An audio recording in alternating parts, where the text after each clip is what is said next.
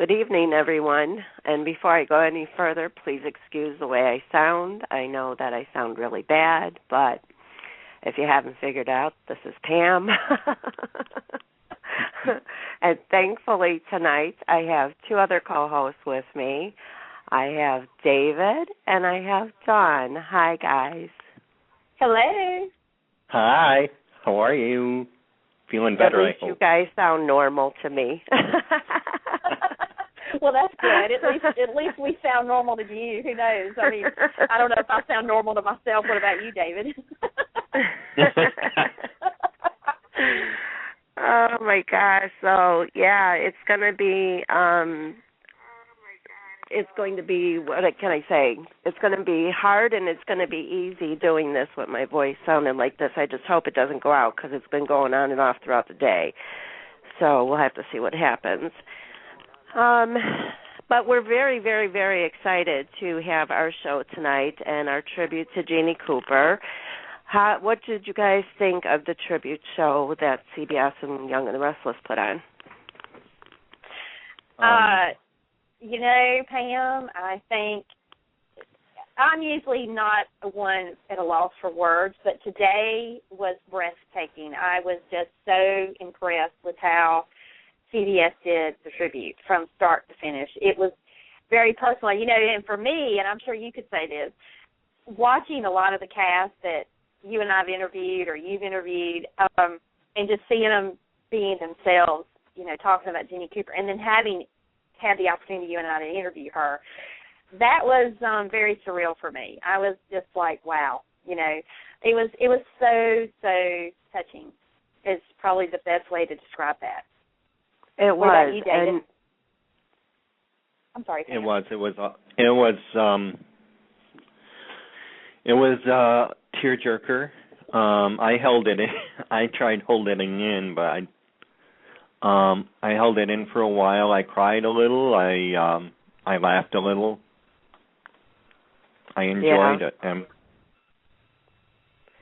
Yeah, the one thing I was surprised about was how they did it. It was more Jeanne talking than it was. I thought it was just going to be the cast talking, and here they had Jeanne talking throughout the whole interview, and I think that was phenomenal. I love how they did it. It was perfect. Yep, absolutely. Do you know, I was, ever since they announced they were going to do the show for today, I've been pondering, how are they going to open the show? Is it going to be the whole cast? I thought the way they opened the show, with Jill standing there in that spot, that last scene with Jeanne, and her coming into Jeannie's great room, Miss Chancellor's great room, and I was already tearing up. My mom was watching me. She was like, are you going to get through this? I said, I honestly don't know. And it was so fitting. I thought it was kind of like, kind of picking up where that scene left off when things, when we saw her in that last scene. And then she just kind of transitioned into, Jess Walton. And that was just beautifully done, I thought. Well, I'll never be able to look at that staircase again the same without getting tears in my eyes from her saying goodbye. And now that we all are aware that she did that on her own, it was not scripted, that's so much more touching and heartfelt. Yes, it is. And well, today when the show was closing and they were playing that scene, and then of course they had Jess there at the end saying what she did, and I just lost it. I mean, I've seen the scene how many times since it aired, since she passed away, and the realization has been that was her last scene. But it did not hit me in a way like it did today. It was just so much more moving. And I think, like I said earlier, having interviewed her and everything that the cast was saying about her and how she made you feel like you were the only person in the world to her, I mean, that is exactly how she was with us, Pam. And it was just so personal for me and for the fans out there, the fans who have met her, the fans who have received an autograph from her. I mean, that have watched her day in, day out. It was just so personal. And I'm just so grateful that not only did I have the opportunity to interview her, but that I got to do that with you. It was just it was something I will never forget as long as I live. I know, and when Eric Braden broke down, oh my gosh, that was like it for me. Well, and you know, the grand irony about that moment, you know, we were seeing the cast as themselves, you know, being themselves, and they were totally out of character. And, you know, it's just funny, you rarely, if ever, have seen Victor Newman, per se, cry on The Young and the Restless. Right. And to see Eric in such a real, human way today, you know, and vulnerable and just pouring his heart out. I mean, that is just something you'd never see Victor Newman do. I mean, in the face of tragedy, he would still be this stoic, rigid, you know, we're going to get through this kind of character. And Eric Braden, it proved today he just plays the character, you know, they all do. And but it was, you know, I was telling my mom that there has not been another network anywhere when we've lost another veteran soap actor or actress that has done this, and CBS definitely set a precedent today that, and they've set the bar very high with what they've done for Jeanne Cooper, in my opinion. Yes, they did. They're having one for John Engel on General Hospital. I'm not sure exactly when that's going to be. Do you, David? They are? Oh. I saw something about that. I could be wrong, but I could swear I read that they were going to do something. I haven't seen it yet. I haven't seen it yet. Oh, okay. Well, either way, you know, most people just get the end of an episode. You know, this is in memory of. So this was phenomenal what they did for her. She was truly loved by everybody within the industry and outside the industry. Mhm. Very much so, and you know, and I agree with you, Pam. I love that they put all the clips of her speaking and her words, you know, and just being able to get her being a part. You know, they included her. It wasn't just a tribute. It was all about Jeannie in a way that they encompassed her. You know, and I thought that was just so beautifully done. I couldn't agree more. And, David, you'll have to talk with Dawn while I get my first guest ready, okay? Okay. Sure thing. All right. Sure thing. So, you know, while we're kind of getting rolling here, David, I guess you and I should talk about, you know, one of our favorite scenes or memories of Jeannie being Mrs. Chancellor on Weiner. I mean, I've been thinking about that a lot since she passed, and it's really hard to pin down one scene or one storyline with her because she was such a, you know, she was the glue that held the entire cast together, and she was tied to so many storylines. How do you know, I think hands down a lot of people would agree that the interaction between she and Jess Waltman, all the many scenes that, you know, they were the super couple, the power couple in daytime, in my opinion. They were. You know, just their interactions. And I just thought today, the way they opened the show with Jess, you know, opening the show on behalf of YNR, I thought that was incredibly fitting. It was very, very touching, very respectful. Mhm. I don't think you could top this. No.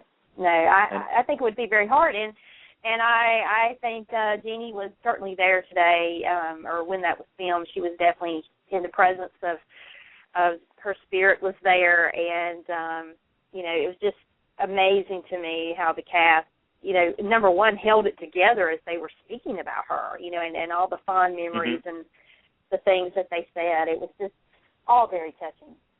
All very. So when was your first time watching Young and the Restless? Well, do you remember her first scene?